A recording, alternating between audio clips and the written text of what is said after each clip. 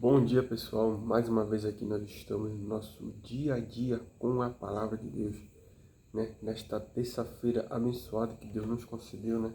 Essa oportunidade de mais uma vez estamos aqui com a palavra de Deus, meditando, né? E principalmente trazendo da palavra, colocando em prática no nosso dia a dia.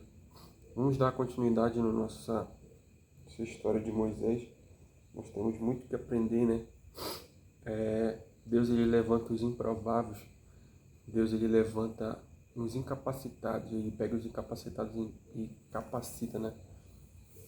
Logo Moisés que tinha acabado de matar um egípcio, mas pela, pela bondade do seu coração, Deus escolheu Moisés para poder ser um intercessor, ser um mediador para libertar o povo do Egito, né?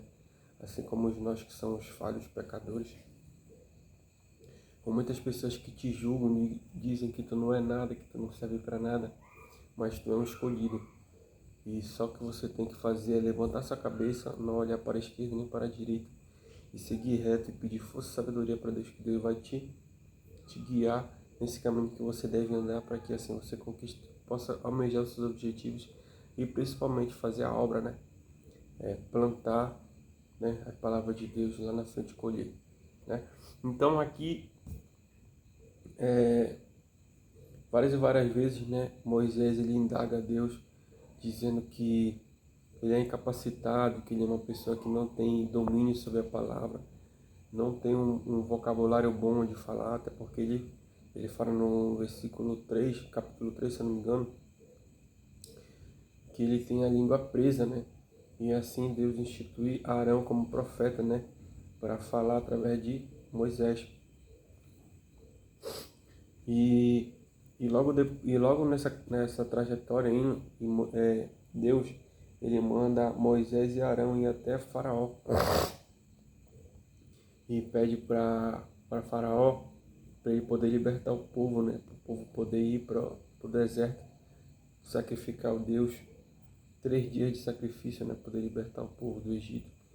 E sendo que Faraó pergunta para ele, né? E quem foi que ordenou isso? Foi um Deus. E, e Faraó começa a perguntar, me dá prova, né? Quem é esse Deus que eu nunca ouvi falar? O que ele faz? Qual a maravilha, que milagre que ele faz, né? E E Moisés fala que é o Deus de Israel, que é o Deus de Abraão, de Isaac. Só que Faraó, ele fica pasmo, porque naquela época só tinha um Deus, né? E que era o Deus, quem era o rei? Era o rei Faraó. Então ele que era intercessor entre Deus e o povo naquela época, entendeu?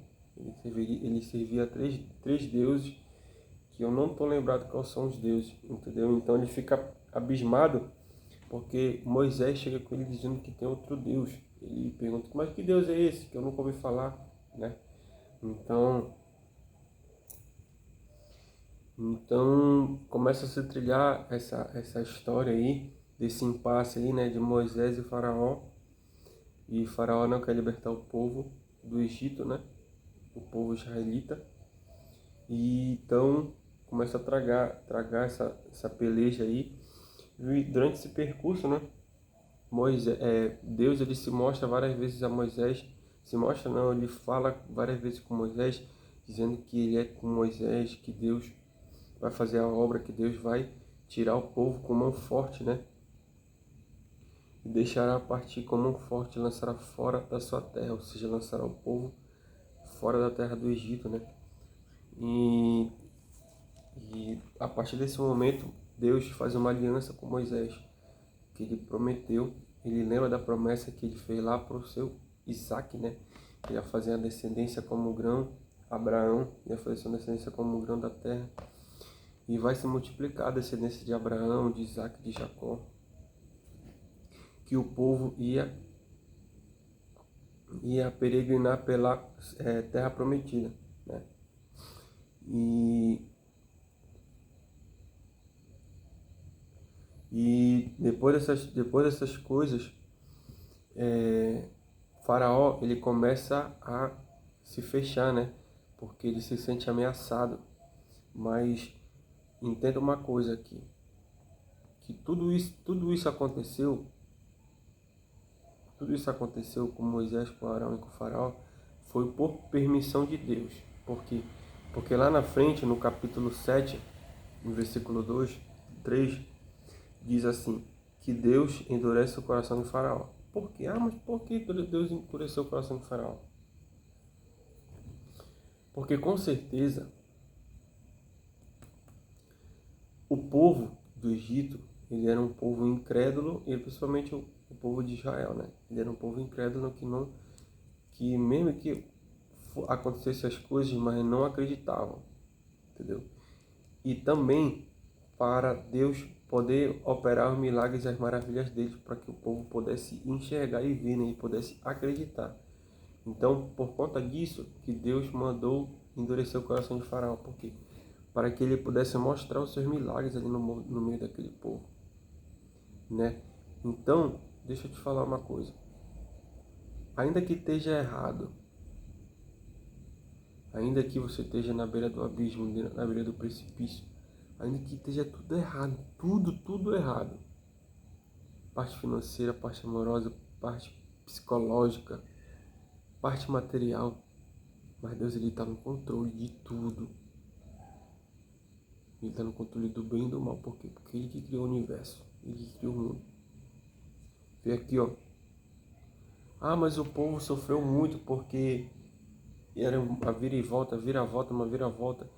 E Deus endureceu o coração de Faraó. O que o Faraó fazia? O Faraó, ele castigava mais o povo de Israel, né?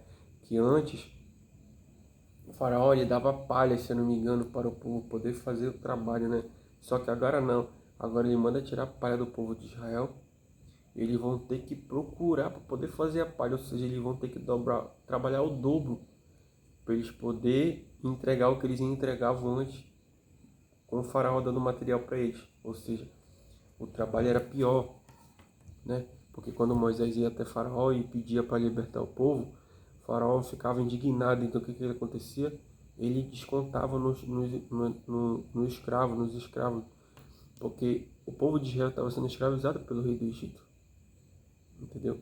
Então, Deus, ele permitiu que tudo isso acontecesse para que o milagre fosse maior naquela cidade, naquela região. Para que o povo acreditasse e sabesse que era o Deus daquele local, que era o Deus Todo-Poderoso, né? Ou seja, todas aquelas pessoas viram os milagres, viram as coisas acontecendo.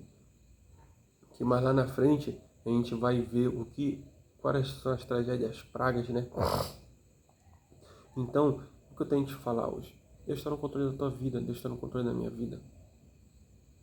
Ainda que não esteja dando como a gente quer, mas relaxa, confia, entrega a tua vida a Ele. Sempre eu falo, Senhor, me dá força, sabedoria e saúde, porque vai vir um momento de dificuldade, vai vir, não tenha dúvida. A chuva é para o justo e para o injusto. E você não está ileso disso. Então a dificuldade vai vir para todo mundo, a prova vai vir para todo mundo. Vai ser prova maior, menor, mas vai vir para todo mundo passa por dificuldade. Mas você tem que parar para analisar por que você está passando por aquela dificuldade e o que você tem a aprender com aquela dificuldade. Será que é paciência? Será que para que o seu espírito de arrogância seja exterminado? Né? Será que o seu espírito de altivez, para você ser mais humilde? Será porque Deus tocou em algo que tu venera, é o dinheiro, é o carro, é o emprego? Então tudo que você tem que analisar o porquê dessa prova. Porquê disso? Mas não reclama. Tu é doido, não reclama. Porque Deus sabe de todas as coisas. Deus, ele nos criou, ele nos ama. Então ele está no controle de tudo. Confia, ore a Deus, busque. Talvez isso, a porta esteja fechada, que é para quê? Que é para você chegar mais a Deus, que é para você orar, que é para você se congregar, fazer a obra dele, ser mais humano, ser mais intrapessoal, se colocar no lugar dos outros, se colocar no lugar do próximo, né? Então que você possa ficar com essa palavra, porque Deus está no controle de tudo.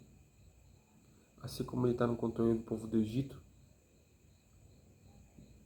mesmo que o caminho não esteja trilhando como você quer, o caminho esteja tudo torto, mas Deus está no controle. A gente nunca vai conseguir explicar, nunca.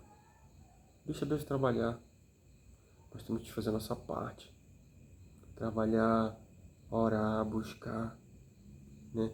Ter um coração bom, perdoar, orar pelo próximo, ler a Bíblia, meditar, agradecer a Deus, colocar Senhor, eis-me aqui a minha vida, chega aqui meu dia, meu trabalho. É fazer a nossa parte. Deus, Ele nunca vai descer do céu e pegar na tua mão, te mostrar o caminho. Não, muitas das vezes tu sabe o caminho, só que tu não quer fazer. Por algo que eu não sei te informar, só tu sabe. Mas Deus me usou hoje como instrumento em tuas mãos para falar para ti que Deus está no controle. Não esmoreça, não te entristeça.